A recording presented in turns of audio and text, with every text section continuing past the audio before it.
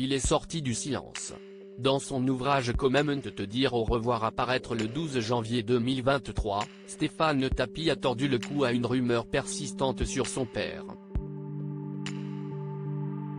En effet, alors qu'on pense que Bernard Tapie a caché de l'argent dans un paradis fiscal, son fils a mis les choses au clair.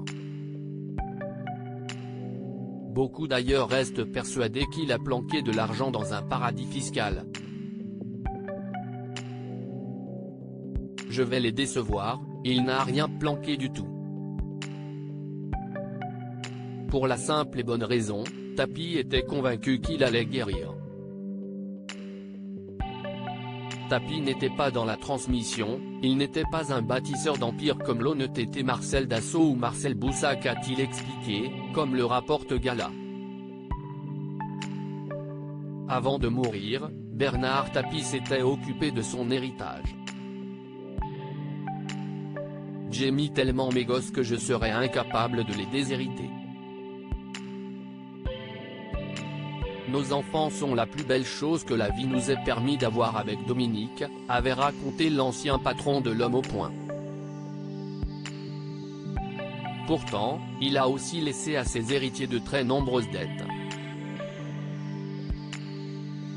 Plus de 400 millions à rembourser, si est une somme, a affirmé Stéphane Tapie qui n'a hérité de rien et qui s'en moque complètement.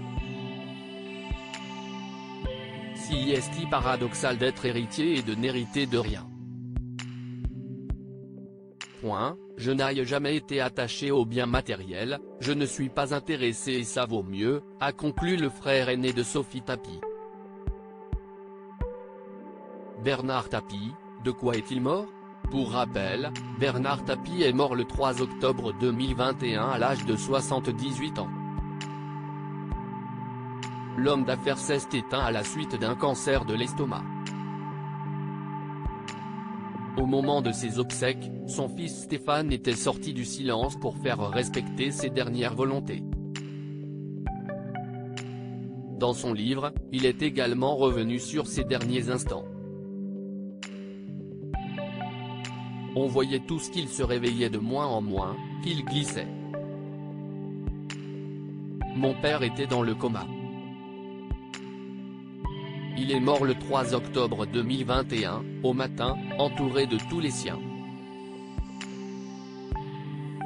Si est ce qu'il souhaitait, il ne voulait surtout pas mourir sur un lit d'hôpital et je pense qu'il a eu la plus belle des morts.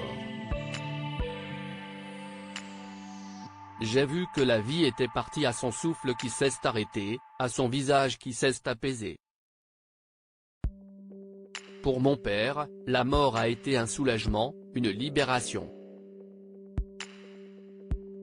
Il était prisonnier de son corps, de la douleur, a écrit Stéphane Tapie.